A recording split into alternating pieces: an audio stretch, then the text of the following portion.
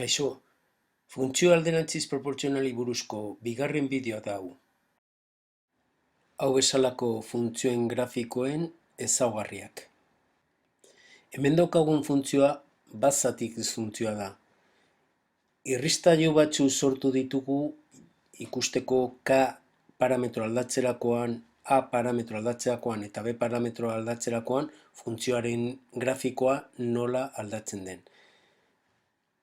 Halakoetan, K bat izan beharrean balioak aldatzen baditugu, ikusten dugu K positiboa den bitartean, grafika lehenengo eta hirugarren kuadrantean mantentzen dela. K negatibo denean aldiz, bigarren eta laugarren kuadranteko grafika daukagu. Ikus dezagun zer eragina daukan A parametroaren balioa aldatzeak.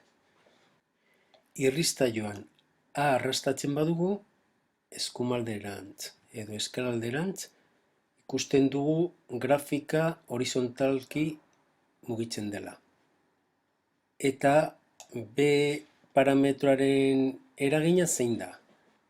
Beren balioa aldatzen badugu, tiratzen badugu eskumalderantz edo eskalalderantz, ikusten dugu balio positiboetarako gorantz egiten duela eta balio negatiboetarako funtzioa beherantz egiten duela.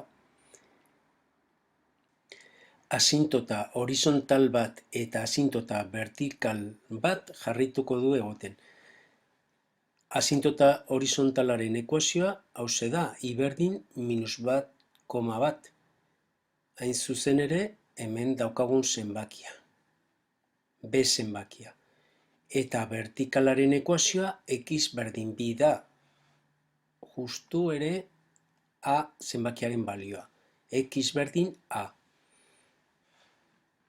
Ondorioz, ak asintota vertikala zein izango den eta bek asintota horizontala zein izango den adieraziko digute. Eta bi asintoten arteko ebaki puntua hauxe izango da.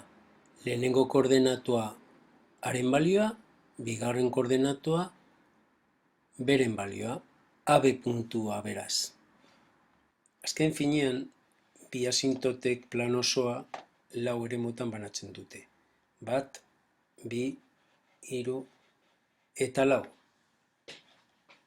Karen balioa positiboa den bitartean, hiperbolaren adierazpen grafikoa lehenengo eta hirugarren eremuan egongo da.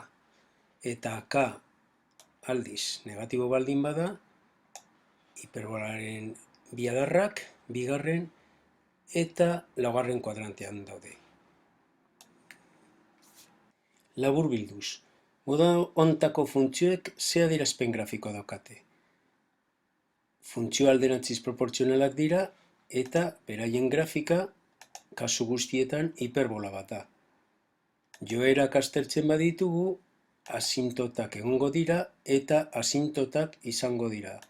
Zuzen horizontal bat, I berdin B, kasu honetan I berdin -1, kasu honetan I berdin 3, zuzena, eta asintota vertikala bezala, X berdin A, kasu honetan X berdin B, kasu honetan X berdin 3, honetan X berdin -2 eta honetan X berdin 1 izango dira hurrenez hurren asintota vertikalak.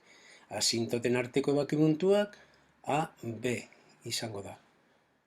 Kasu honetan B, 0, 3, 0, B, -1 eta 1, 3.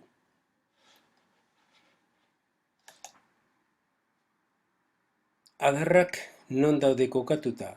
Esan dugun bezala, I berdin B eta X berdin A asintota perpendikularrak ditugula, K handiago 0 baldin bada, asintota horiek definitzen duten lehenengo eta hirugarren eremuan egongo da grafika. Eta K negatibo baldin bada, bigarren eta laugarren eremuan egongo da grafika. Funtzioa gorakorra ala beherakorra den zehazteko, nahiko daukagu Karen balioa aztertzea. Karen balioa positibo baldin bada, kasu honetan, eta kasu honetan bezalaxe, funtzioa berakorra izango da, eta karen balioa negatibo baldin bada, kasu honetan, eta honetan gertatzen den bezala, hemen ikusten dugu beste adibide bat, funtzioa gorakorra izango da beti. Ezaugarri guzti hauek birpasatu nahi badituzu, eskura izango duzu hau bezalako fitxategi bat. Modu hontako funtzioak ere, funtzio alderantziz proportzionalak dira. Zein motatako funtzioak dira hauek? Lehenengo mailako polinomio bat, zati lehenengo mailako polinomio bat. Hemen daukagu adibide bat. Nola aztertuko ditugu funtzio hauek? Zatiketa egingo dugu. 6x gehi 5 zati 2x gen 3 zatiketa arrunta egingo dugu. 6x zati 2 gehiz 3. 3 bider minus 3 minus bederatzi. Zeinu aldatuta plus bederatzi. 3 bider 2x 6x. Zeinu aldatuta minus 6x. Elkartzen dugu 14 da hondarra. 3 da zatidura. Beraz, funtzio hori adieraz dezakegu beste modu honetan. Zatidura 3 izan da, eta gero zatitu gabe geratu den hondarra, 14 zati 2x gen 3. Zatiki hau simplifika daiteke goian eta behan zati 2 eginda. Pizka bat ordenatuta, geratuko zen zatikia 7 zati x gen 3 zati 3 biren, gehi 3. Eta espresio mota hau ezagun egiten zaigu. Hauxe da eta hauxe da be. Espresio hau da k zati x gen a gehi b erakoa. Eta halako funtzioak nola aztertzen diren, ze grafiko mota daukaten, eta ezaugarri guztiak oso ondo dakigu ateatzen. Gai honi amaiera emateko ariketa bat proposatuko dizut. Ikusten dituzun bi grafiko hauek alderantzizko proportzionaltasun funtzioarenak dira. Marroiaren adierazpen analitikoa edo formula hemen daukazu. Zein da morearena? Egin behar duzuna da, irristailo hauek aprobetxatuta, arrastatu K, A eta B parametroak marroiaren grafikoa morearen gainean egon arte. Egin ezazu.